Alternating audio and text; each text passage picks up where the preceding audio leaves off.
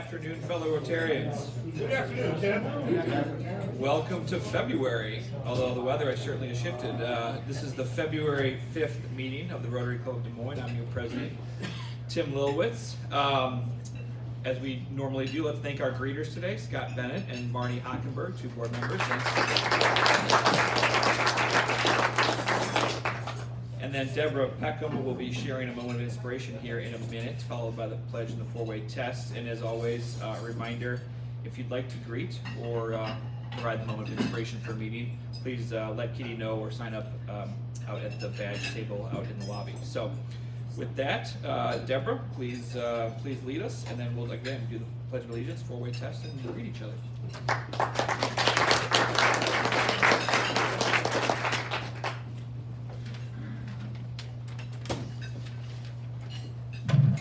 Thank you, President Tim. I'm looking forward to today's presentation about On With Life. As a neuro rehabilitation center, I know they provide medical support. I have had friends who have required their services. Because of that, I know they also provide hope. Webster defines hope as to desire and consider possible. On a recent podcast, I learned that Jane Fonda's family history of depression. Jane described her own challenges with mood. Only when she became an activist did things change for her, because she remarked, "Taking action for causes I supported gave me hope, and that made all the difference." Today, I am sharing a prayer with you, written expressly for the purpose of teaching a child a nighttime ritual. This brief expression is easy to remember, as the lines begin with the letters of the word hope. And while authored to inspire and support a child, I would ask if you feel as though the words are also worthy as food for thought and inspiration for all of us. Hold my hand and help me choose courage over fear. Open my heart to choose peace over anger. Protect the people I love, near and far. Every blessing, big or small, let me notice and smile. And now the Pledge of Allegiance. I pledge allegiance to the flag of the United States of America and to the republic for which it stands, one nation, under God, indivisible, with liberty and justice for all. And the four-way test. Is the truth, is fair to all concerned, will it build goodwill and better friendships, will it be beneficial to all concerned. Please greet your fellow Rotarians.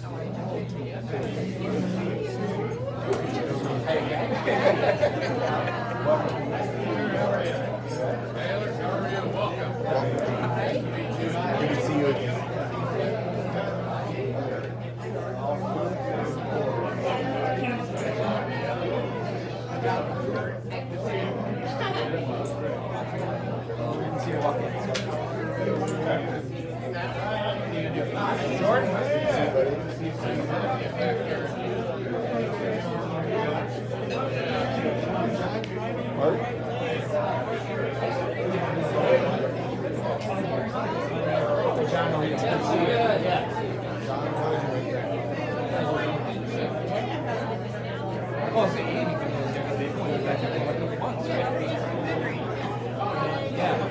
Hi, Jamie.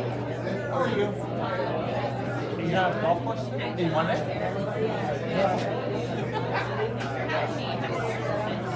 What'd you say? Yeah, exactly. Exactly.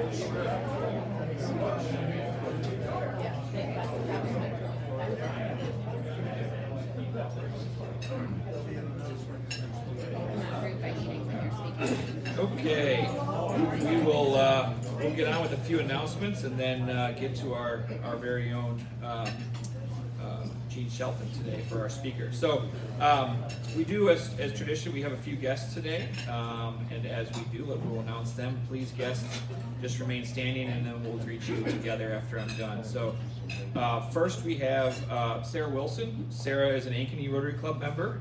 She's also the Director of External Relations at On With Life, and of course the guest of our speaker. And then we also have Skylar Mayberry Mays, the Executive Director of Grandview University's the Jacobson Institute. Skylar has applied for membership in our club and is sponsored and hosted by Claudia Sheehan. Thank you both for being here. As I have the last couple weeks, we've talked about the End Polio Now Iowa Wolves game. That fun basketball game with the state fair theme that's scheduled for 3 p.m. on Sunday, February 22nd. As a reminder, if you want to attend the game, please use the QR code that's on the slide there or on your flyers on your table. Or if you want to donate tickets, there's a form on the table to do so. $10 of each ticket goes to help the Rotary's End Polio Now cause. So please consider buying or donating a couple tickets each. We have a goal to sell 100. We keep ticking up toward that goal. I think last week we're at 50 some, and now we're at 76 tickets that have been donated so far. So let's try and get to that 100 goal before the game on February 22nd. Another quick announcement, the Waukee Rotary Club, there's a flyer out by the badges out there regarding a area blood drive. They're organizing sort of a metro-wide Rotarian blood drive from the 9th to the 14th. Again, the flyer's in the lobby, that you can check that out if you're into giving blood and participating with that blood drive. Update on the Puppy Jake name contest. So we did receive some names. The committee, the esteemed committee, right, of me, Kitty, and a couple others are voting on their favorites. We think we're going to narrow it down to about 3 or 4, and we will have those out in next Tuesday's newsletter, I believe, Kitty, correct? Okay. And so look for those in next Tuesday's newsletter, and then we'll have some little fun set up here on Thursday so you can donate and vote for your favorite Puppy Jake name. All right. Now for everyone's favorite segment. So last week we talked about the animal lawyer from Oregon, right? And I heard from people afterwards, namely Deborah Peckham sitting up here in the elevator down after the meeting, that she was not happy with my Rotary Law and Disorder because it didn't have a very clear resolution. She wanted to know what happened. And so today I chose one, Deborah, that we have a good resolution for you. So this is Seattle, Washington, 2002. So we're sticking with the Northwest theme apparently. Wendy Ehringer took a few friends out for burgers and sodas at a local restaurant. She paid her bill, because apparently back in 2002 you could still use checks. She paid her bill of $15.02 with a check. Embarrassingly for Wendy, unfortunately, that check bounced when the restaurant went to cash it. So the restaurant, probably pursuant to some procedure without thinking, just turned the debt over to its collection agency, the Associated Credit Service, Inc., whose slogan is "Debt Collection Made Easy." Well, as this story will indicate, not so easy in this case. So, ACS, we'll call them. So, Ehringer gets a notice from ACS that the credit service is demanding full payment of the $15.02 plus $40 in fees. And like any normal person, Wendy, feeling embarrassed and shocked, says, "Oh, I better take care of this," and actually goes and gets a money order from her bank and mails that to ACS in the amount of $55.02, right? Pays everything in full. So we're all done with this issue, right? Not so fast. Several months later, I think it said in the article I read, it was like 3.5 months later, she is served with a lawsuit. She's served with a lawsuit filed by ACS. And in the lawsuit, ACS admits, and I couldn't believe this, admits in the actual lawsuit filing that the balance on this account is 0. But they're claiming that the money order was 2 days late in arriving, and they are owed interest of, anyone want to guess the interest? 18 cents. And also $311.26 in attorney's fees. So Ehringer, and I give her credit for this, as she quotes in the article, says, "This is war." She was actually a paralegal at the time, which is probably helpful, so she knew some attorneys. They sent a letter to ACS demanding that the suit be dropped, and in their infinite wisdom, ACS ignored that letter, and so Ehringer filed a counterclaim lawsuit under the Consumer Protection Act. This gets all the way, believe it or not, to court, and Judge Aileen Cato of the Seattle District Court not only throws out the quote-unquote 18-cent suit and orders ACS to pay Ehringer $500 in damages under the statute, and orders them to pay her attorney's fees, which came to about 35 to 40 hours, or about $7,000. So again, apparently debt collection was not easy in this case for ACS. But Ehringer is quoted as saying in the article, "Well, that might get their attention," and I say, "Well done, Wendy Ehringer." So there's your justice prevails this week. So if you guys have any lawsuits for 18 cents, find another attorney. I will not be taking that case. All right, just in case this gets unplugged, we have to unplug the sound here, and I know sometimes it makes a noise, so I don't want anyone to jump. All right, good. Yeah, except when you plug it in. Well, there it is. I knew it was coming. That's annoying. Sorry, Brandon. Well, no one spilled their coffee, so we're okay. So we were going to introduce Garrett Grimm. Why is there an alarm? I going think off? the clock is alarm. What? That clock is alarm. We're adjourned. Okay. Yeah, I was gonna say. I've had alarms go off on me before, but never. I don't know why it was switched on. Interesting. So we were going to introduce new member Garrett Grimm, who some of you have probably met, but unfortunately Garrett emailed us yesterday. He's come down with the flu, like so many of us around. So we'll do Garrett at some other time. And with that, and all those announcements out of the way, we will bring Art Feline up here to introduce our program today. Art?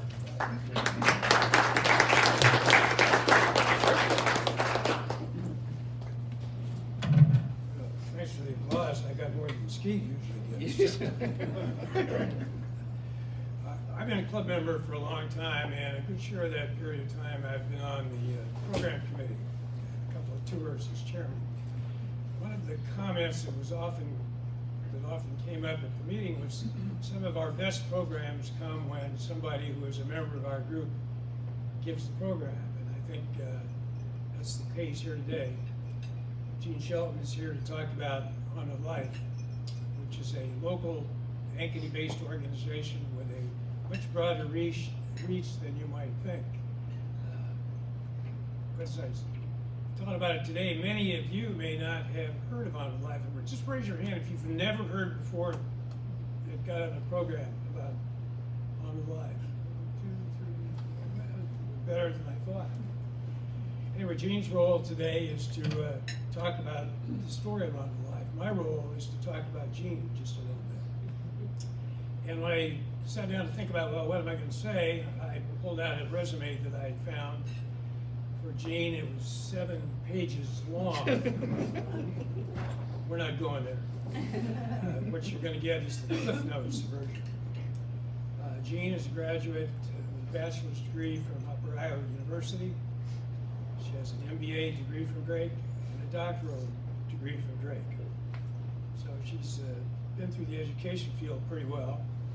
I think it's probably true too that you've spent most of your working life as an employee somewhere in the healthcare industry, and a good share of that was what you might call what ended up as On with Life, or On with Life at Unity Point, and another large specialty practice here in Des Moines.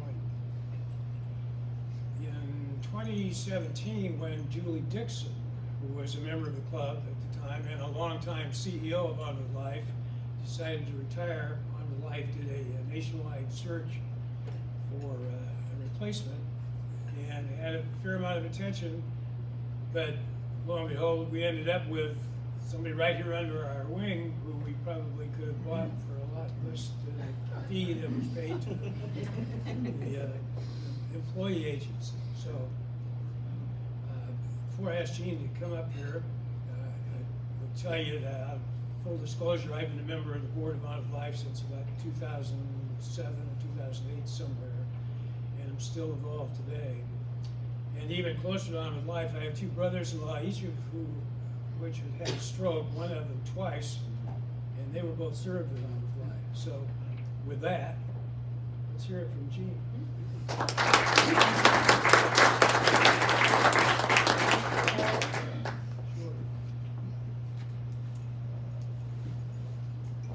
All right, thank you so much for having me here today. I am so honored to be allowed to present about. We can't hear you, I'm sorry. How about now? Is that better? Much better? Okay. Thank you for having me here today. I'm so excited to talk about my favorite subject, which is On with Life. And for those of you that haven't heard about us, I'm thrilled to give you an opportunity to know who we are. And those of you that have, I say yes, because when I joined On with Life, we had just won the Best Kept Secret Award with the Des Moines Register. And one of my first goals as the new CEO was to never win that award again. So we've worked very hard to become more present in our community and really recognized as a resource throughout Iowa. Art mentioned that we have a national draw. We're one of the few locations where people are actually airlifted in to Des Moines. We bring people in from across the country, from Texas, Colorado, Chicago, because we're actually better known nationally than we are locally. And that's just because there aren't that many specialists in the Des Moines or Iowa area that are like us, and so our colleagues across the nation know us and recognize us as a high-quality facility. So to give you information about us, let's see if I got this going.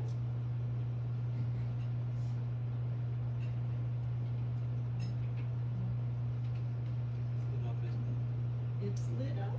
I'm gonna try again. Kitty, I might. All right, there we go. I got it. No, that was me. That was me, sorry. Oh, all right, so about us, we were a facility that was founded by families. It's kind of rare to have that occur in modern times. You would see that in more historic times. For example, Lutheran Hospital was an example of a facility founded by families. A lot of times, smaller communities would get together and say, we need this service, we need health care, and so let's open something up. But On with Life was founded a little more recently, and we're a fairly young organization. And our families founded us because they were told when they were dealing with traumatic brain injury and other conditions like that, that there was no hope. And so I was very grateful to have the reference to hope in the reflection today, because that's what we're about. The families got together and said, we need help. We need to help the state provide adequate services for people that are suffering from what is now known as a chronic condition, which is brain injury and other neurological conditions. And it's often misunderstood that stroke is just a one-time thing. But I do want to emphasize that stroke is a brain injury. And if you have or have a loved one with a stroke, getting physical therapy to get that arm moving or things like that isn't enough. You need to understand all of the complexities of a stroke and its impact on the brain and the functioning of the brain to really provide the adequate response to that event. So the families got together, and one of the family members happened to have a son who was in a traumatic car accident, and she wanted him to go to rehabilitation, and his response was, I just want to get on with my life. And so that's where the name came from. Recently, he passed away, and I had the honor of attending his funeral in Colorado, where the family referenced On with Life and talked about their experience, and it was a really moving moment. But he went on with his life to live another 30 plus years, and so it's a great testament to what good rehabilitation can do with the right setting and the right people. All right, well, thank you. So we opened in 1984. I've talked talk to you about that history. We've evolved. We started as a post-acute inpatient facility, meaning we accept people directly from the hospital. Many times they may be just getting out of ICU. So when we talk about admissions at our post-acute facility, we're talking about some very sick people that have quite a few highly complex medical conditions that need to be attended to. You may have noticed that we had an announcement in the Des Moines Business Record of a new chief medical officer. I'm really thrilled to have him, Dr. Drabbleby. But the idea is that rehabilitation must be combined with medicine to provide a comprehensive approach to rehabilitation. Excuse me. We've opened other facilities like our outpatient facility. We've also opened a residential facility that's for people that are almost ready to go home but need a little bit of extra help practicing living. You know, things like when you think about a brain injury and how someone may, well, they were us yesterday. They were going about their lives. Something happened though. Maybe they were in a car accident, or they had a stroke, or they were attacked. All of the above, we have individuals in right now that are in our facility for those various reasons. But they're trying to get back to some level of normalcy. They're trying to get back to work. They're trying to get back to driving. They're trying to get back to living an independent life. And for some of our people, that's not as possible as others. So that results in two different branches of On With Life that we open. The first being our residential neuro facility, which people may stay there 6 to 12 months. And the idea there is to teach daily living skills and practice them. Because with brain injury, there's a concept called neuroplasticity, where the brain has to reset connections, and repetitive activities and training really help make that happen. So our goal is to get people back home. The other 10 or so percent need lifelong care. They just can't function without support. And that's where our Polk City facility comes in. And we have a 40-bed facility there that has the highest acuity, highest medical complexity of patients in the state. Where we usually, we trade off with child cert. So sometimes they're top and then we're top, but we're kind of two sides of the same coin. So it's very similar in that these are just individuals that may have feeding tubes, may not be verbal, may have other special considerations where their quality of life is dependent on their support structure, and that's what our Polk City facility is about. So we offer various resources in that regard. We also offer rehabilitation for spinal cord. That was something that arose more recently with a lack of rehabilitation available in Iowa for spinal cord injury, and we're finding more and more of our population is coming from that direction as well. And finally, our most recent set of activities was Hubble doing an extreme build on our campus. You may have seen a bit of that in the news. They built 2 family houses, 5-bedroom homes, suites really, in 5 days from ground up. It was amazing to see. I've never seen anything like it, and unfortunately they didn't let me do any of the work. They felt like they needed qualified people to do the construction, but it was amazing to see that level of enthusiasm and generosity. And I'm happy to say that, that's 10 beds, new beds for family members to stay on campus while their loved one is receiving care. And that means a lot. When you think about somebody just getting out of an ICU or another healthcare setting, and the family wants to support and be near, especially if it's a child. And by child, you might be an adult child, but the family wants to be there. And so those beds are full, and actually pretty chronically full now. So that just speaks to how much they're utilized throughout. The other thing that's going on with On With Life, and I think we might have more about it. Are you pretending that it's me? I'm just Thank you. That gives me such a feeling of completion. Anyway, so I'm gonna show you a quick video about our origins.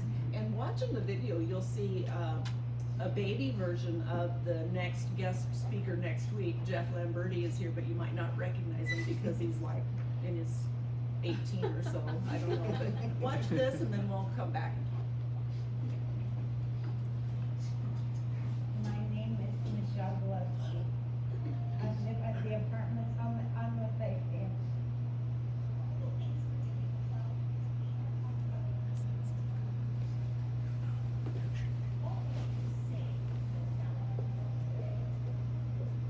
Thank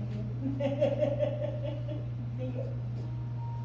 For more than 3 decades, On With Life has been a place of hope, healing, and possibility. It all started with 8 families who refused to give up.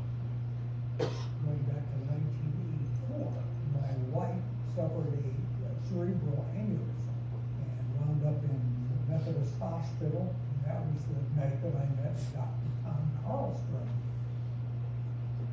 One day, Dr. Carlstrom approached me and said, "We were talking about putting together an organization to serve as a support group for families that have brain injury going on in their family." That first conversation lit a spark, and soon, more brain injury survivors and their families were imagining something more. Our founding families really drove mission into the entire organization. We are here because of just a small group of people that got together and said, this is a needed service, it's not okay that it's not in Iowa. Doris Concord, one of the driving forces behind that initial group, her son who had a brain injury would say to her often, "I just want to get on with my life." We decided from that on with life was the perfect name for this organization. We started out just wanting to have an organization that would provide treatment at a university home or some hospital, and we really didn't talk about building anything. Then Mark Truman came into the picture. My dad, Marvin Tooman, worked at vocational rehab for the state. He sort of saw that there was a need between working with both rehab and getting to the point where you could do as much as you could after an accident. That was just Marv. What can we do with this? How can we help? That was what he was thinking. You know, we know they can go this way, we can go farther. We had to start thinking about not just an organization, but a building. I was working for Casey's at the time as corporate counsel, and I had access to John Lamberti every day and talked to him often. My dad had a great relationship with the Lambertis, and they were instrumental in helping him. Thanks to the support of the Lambertis and a growing circle of corporate and community donors, the group secured a $4.2 million City of Ankeny bond. Just a few years later, On With Life opened their doors. Marv and the founding families really took charge and built this from scratch and created this unique place that is focused completely on mission and values. From those early days, On With Life has continued to evolve and grow, expanding its reach to meet the changing needs of the people it serves. The initial number of patients might have been 18. We were all in that little building at the north end of this property. Gradually, over the years, we added on to the facility and the programs. Marv would wonder, is there any more we can do? And then he would pose that question to somebody, and they would create a new kind of realm of On With Life. I've seen On With Life evolve so much, adding many different programs, expanding programs that we had. With our inpatient program, one of the things that we encountered is unfortunately individuals that just didn't make the level of progress that we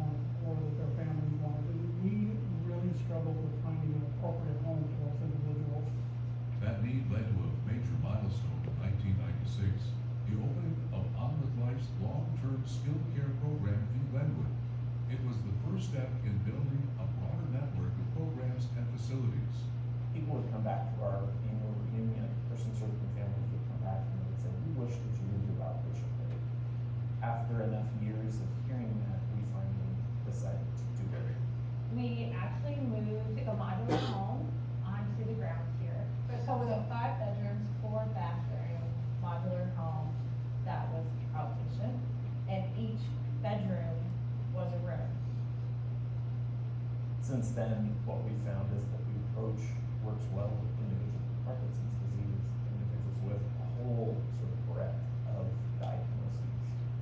We started to outgrow that space, and that is when On With Life made the decision to add on to the current building. And with that was when we added the pool and the wellness gym. The stories that come out of this place are so inspiring, and the journeys that they take and how far they go. Person served that we discharged in November, we wheeled him out in a wheelchair, and in March, I was walking down the hall and I see his fiance, and then I see him walk through the hallway, and I went, what just happened? They had gotten engaged, he proposed on one knee.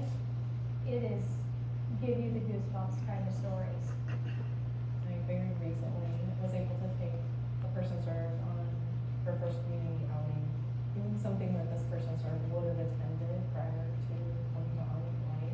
Once you're able to do something like that, it allows the person served and their family to know, hey, once we leave here, we can do this, I'm gonna be okay. I couldn't talk when I first had my stroke. I couldn't talk and I couldn't eat. I was on a feeding tube. I went to inpatient. From there I went to R&R. The Residential Neuro Rehabilitation Home, or RNR, opened in Des Moines in 2018, providing individually tailored programs and services to residents like Michelle as they transition out of an inpatient setting and prepare to return to their home communities. One of the people told me about the apartment that was over down the Life campus, and I got into it. We've seen a mother in therapy hold her baby or practice putting her back in the car seat and putting it in her car. We see teenagers who want to get back to play baseball again, farmers who want to get back out on the farm, and how can we help them do that? They're all unique, but really the underlying things they want to get on with life. From its first expansion to today, On With Life has never stopped growing, and in the past few years, that growth has accelerated like never before. On With Life decided to kind of take the outpatient program on the road. And in 2020, we opened a second outpatient in Portland. Eastern Iowa wasn't the only place where outpatient services were expanding.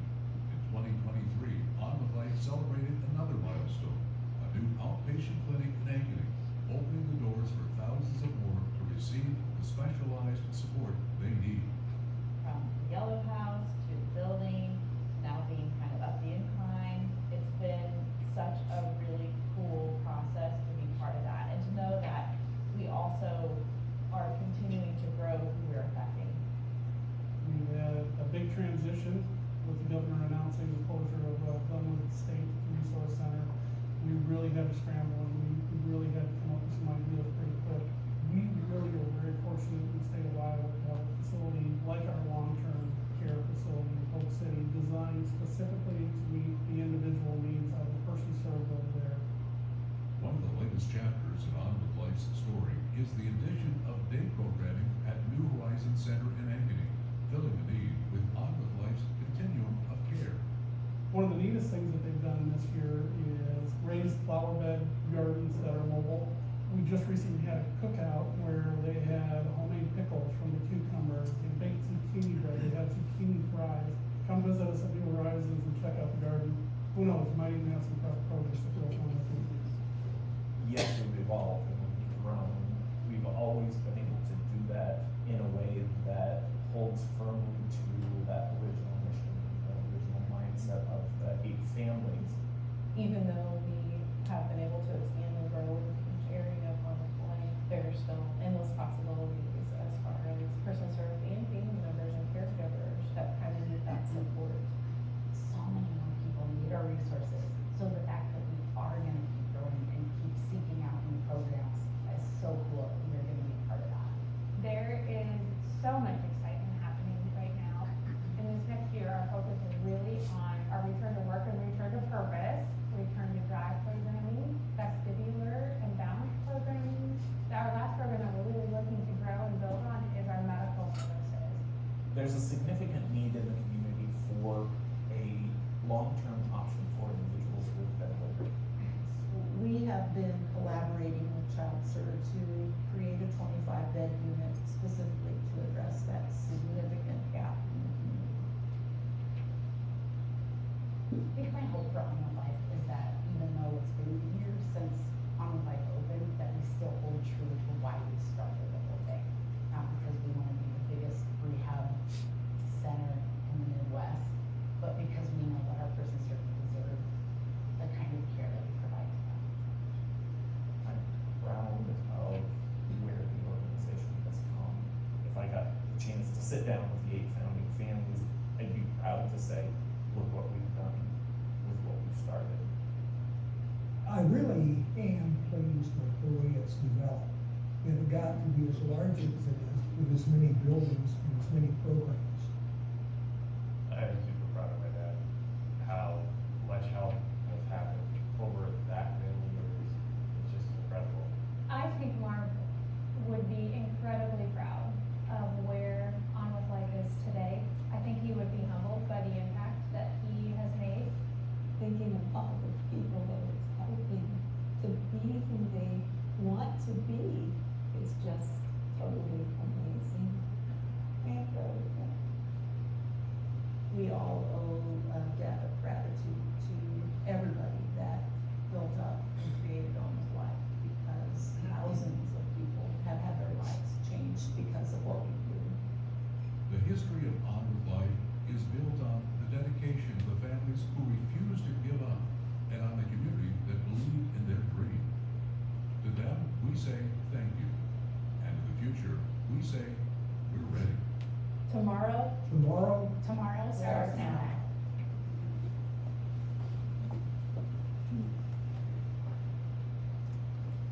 So I hope you enjoyed that.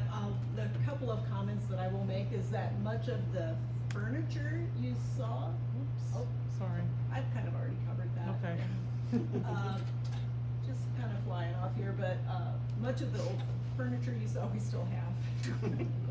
Secondly, I wanted to comment and talk a little bit about, you saw several images where individuals were wearing helmets. And I want to explain that a bit because I don't think we take the time to do that very often. Many times we'll get people in right after a significant brain injury, head injury, and what happens is that a flap has to be removed from their brain to allow for swelling. And it takes several months before those flaps can be replaced. And so until that time, they have to wear a helmet. And you may have seen in some of the later photos, we've actually shifted those plastic looking helmets to more modern ball cap looking helmets for their own personal self-esteem, and they've really enjoyed that. But I wanted to explain that because there are many times, many folks in our facility really are missing a part of their skull, and so we have to be very gentle with them in terms of our activity and our work with them while still making them get involved in rehab so that they can move forward, but at the same time not experience another injury. And finally, I want to reference the Child Serve collaboration that we're involved in. It's not well known, but in our long-term facility in Polk City, which is a 40-bed unit, it is constantly full because there aren't enough resources in the state really for long-term care for people with these conditions. A typical nursing home would not accept one of our folks. They just can't handle it. And so when we have to place somebody that has very special needs, there are challenges, and so that's how we started that facility. About 40% of our population there came from Child Serve. So Child Serve has we're kind of two sides of a coin. We offer very similar services, but their limit is age. At a certain point, the children become young adults, and that's out of their wheelhouse. In our long-term facility, we accept people, most people, I think the average age right now is about 35, but we have age ranges in the 60s to 18. And so we have had a long-standing positive kind of collaboration with Child Serve to make sure there's a place for those young adults aging out. they approached us about 2 years ago to say they need something similar from us for those individuals that have to have a ventilator to survive, a 24/7 ventilator.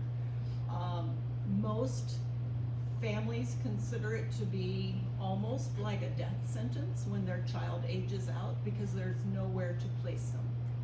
So they'll look out of state, and many times way out of state, so they have a lot of burden for the families in terms of traveling and in terms of staying connected to their loved one. And then again, they're taking a big leap of faith about what is the quality of care that their loved one is receiving. And so we started talking with them about 2 years ago and evolved into an agreement that this is probably something we could do, but we're gonna need help from the state of Iowa in terms of establishing infrastructure funding and a few other things. But we're moving forward with this vision of adding 25 more beds to our Polk City facility to address on the short term what the current perceived gap is. That 25 beds will probably be full and another problem in another 10 years, but it's the best we can do to respond to immediate needs. There are children, young adults that are aging out next year, and so we're trying very hard to work with them to come up with a plan. And our first question, because we're all about hope at On With Life and quality of life. To get a life well lived, we need to know that we are not in any way a warehouse. So there is risk of that with ventilator patients because they're less mobile. But we've done our due diligence and we think we can provide quality of life by creating and constructing a facility that has the appropriate number of outlets so people can get out of bed, go into activities, and even battery packs where they can travel and go outside of the building and have the best life possible. And that's what we're working for. So you may hear more about that. I'm not really coming forward with an ask, but I'm wanting you to be aware because you'll see maybe some requests come up on a political level, you know, in terms of asking for RIF funds and things like that. But that's what that is about. And one of our best stories with ChildServe is that when we moved from Glenwood to Polk City, we were able to add 8 beds, which filled up immediately. But we were able to transition 2 young adults who had been roommates for years at ChildServe. And we were able to accommodate them and put them in the same room. And the families walked in tears. They were just, one, they were relieved to have a quality location for their loved one, and 2, the thought that they could keep them together and have that relationship still meant so much to them. So I would say thank you for your time. If you have questions for me, I would be happy to answer any. We've got time for one now, and then if you stick around. Okay. Is that okay? So. See all the stuff I missed? Yes. You know, it sounds like there's plenty of demand. How do you select people to allow? How do you choose who gets in? I'll be honest, we give, the greatest demand is for long-term services, and so we do give preferential access to our own referrals and ChildServe. We try to address what I would call, and really what we're trying to create is a continuum of care that doesn't disrupt the lifelong need for rehabilitation and recovery. That's why we added New Horizons in Ankeny, because we know that there's so much isolation with brain injury and other conditions like this that people lose friends because friends don't know how to interact, things like that. So having a day service is essential. But we've given priority to ChildServe and to us, and then it's by acuity and date of referral. Stick around for I'll be Yeah, thank you.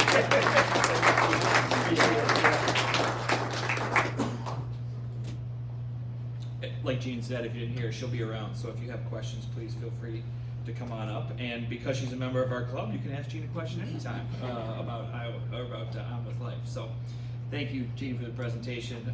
We're grateful for obviously you sharing that story with us, but then also being a member of our club and contributing to the strength of the community.